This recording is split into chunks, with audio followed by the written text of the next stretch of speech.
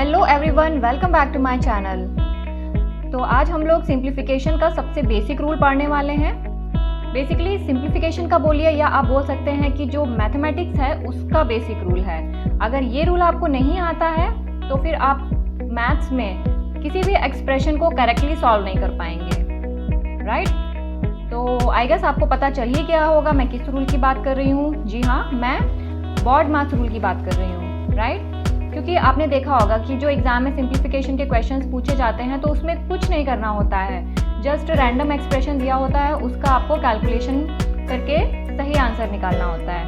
But आप तभी उसका सही आंसर निकाल पाएंगे जब आपको BODMAS रूल पता होगा। मीन्स एक्सप्रेशन में जितने भी आपको साइंस दिए हुए हैं उनको किस ऑर्डर में सॉल्व करना है ये आपको पता होना चाहिए, ठीक है? तो चलिए हम लोग स्टार्ट करते हैं। तो बेसिकली BODMAS रूल क्या कहता है कि अगर कोई एक्सप्रेशन दिया हुआ है तो उस एक्सप्रेशन में आपको क्या दिया होगा? मल्टीप्लिकेशन होगा, एडिशन होगा, सब्सट्रैक्शन होगा, या फिर ब्रैकेट होगा, ऑफ होगा, राइट? ये सारे एक्सप्रेशन होंगे। तो हमको किस ऑर्डर में सॉल्व करना होगा, मतलब किस साइन को हमको सबसे पहले सॉल्व करना होगा, ये हमको पता होना चाहिए, ठीक है? तो इस रूल के अकॉर्डिंग सबसे पहले जो हमको सॉल्व करना होता है वो है B for bracket.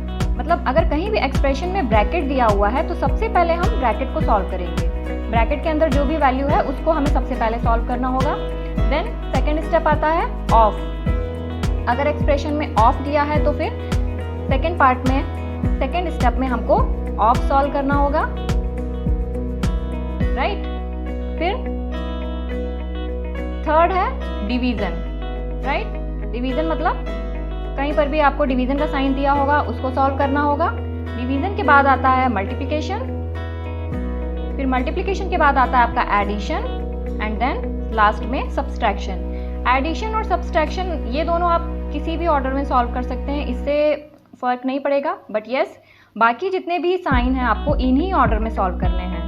And on the top of that अगर एक्सप्रेशन में बार दिया हो, मीन्स किसी भी नंबर के ऊपर में एक अगर हॉरिजॉन्टल लाइन बनी है तो उसको बार बोलते हैं। अगर बार दिया हुआ है तो इन सबसे पहले हमको बार सॉल्व करना होता है, तब हम फिर आगे बढ़ते हैं, ठीक है? तो that is all about the BODMAS rule. तो चलिए हम एक क्वेश्चन को सॉल्व करते हैं। तो चलिए एक एग्जांपल को ले लेते हैं। 10 × 55 डिवाइडेड बाई 5 × 2 + 9। देखने में बहुत ही सिंपल सा क्वेश्चन है, लेकिन मोस्टली लोग इस क्वेश्चन को सॉल्व करने में मिस्टेक करेंगे, ठीक है? अब क्या मिस्टेक करेंगे, चलिए हम इसको सॉल्व करते हैं। कैसे करेंगे? सबसे पहले इसको मल्टीप्लाई कर लेंगे, कितना आ जाएगा? 550। फिर हमको दिखेगा यहाँ पे भी मल्टीप्लाई दिया हुआ है, ये भी मल्टीप्लाई हो जाएगा, सॉरी हाँ मल्टीप्लाई दिया हुआ है, तो ये कितना हो जाएगा? 5 × 2 10 और ये +9। बहुत ही सिंपल सा क्वेश्चन दिखा, हमको लगा ये जीरो कट रहा है, ये जीरो कट रहा है, हमने सिंपल सा काट दिया। यहाँ 55 आ गया, +9 हो गया, ऐड कर दिया और हमारा क्वेश्चन का आंसर क्या आ गया? 64, ठीक है? अब ये बताइए कि क्या ये आंसर सही है? क्या हमने इसको सही ऑर्डर में सॉल्व किया है? क्या हमने BODMAS के रूल को फॉलो किया है? जी नहीं, हमने BODMAS के रूल को फॉलो नहीं किया है, इसीलिए यहाँ पे जो आंसर आया है वो रॉन्ग है। हमने जो प्रोसेस फॉलो किया है वो रॉन्ग है। अब सही प्रोसेस क्या है? तो अब हम लोग इसको BODMAS रूल के अकॉर्डिंग सॉल्व करेंगे। BODMAS रूल क्या कहता है कि सबसे पहले हमको ब्रैकेट को सॉल्व करना है, उसके बाद ऑफ को सॉल्व करना है, उसके बाद डिवीजन को सॉल्व करना है। तो यहाँ पे हमको डिवीजन दिख रहा है, राइट?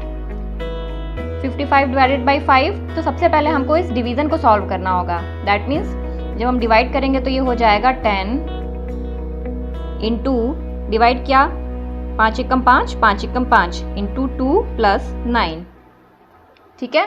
अब डिवीजन के बाद क्या बोलता है? मल्टीप्लिकेशन, यानी कि अब हमको मल्टीप्लाई करना होगा। तो तीनों टर्म दिए हुए हैं, इनको मल्टीप्लाई कर लेंगे तो कितना आ जाएगा? 220। एंड देन उसके बाद क्या बोलता है? Addition and subtraction. तो एडिशन दिया है तो हम सिंपल यहाँ पे एडिशन कर देंगे, 2 2 9, ठीक है? तो देखिए जब हमने BODMAS रूल अप्लाई किया तो हमारा आंसर क्या आया, और जब हमने नहीं अप्लाई किया था तब हमारा आंसर क्या आ रहा था, दोनों डिफरेंट है, right? But this is the wrong answer, this is the correct answer. Why? Because we have applied the BODMAS rule here. तो थोड़ी सी मिस्टेक से पूरा क्वेश्चन का आंसर गलत हो जाता है, या आप ऑर्डर अगर करेक्टली फॉलो नहीं करेंगे तो हमारा क्वेश्चन रॉन्ग हो जाएगा, राइट? तो इसीलिए बॉडमास रूल को हमको फॉलो करना बहुत ही इंपॉर्टेंट होता है. सिंपल से एक्सप्रेशन दिए होते हैं, अगर हम रूल को फॉलो नहीं करेंगे तो हमारा क्वेश्चन का आंसर गलत हो जाएगा. ठीक है? तो होप आपको ये वाला एग्जाम्पल समझ में आ गया होगा.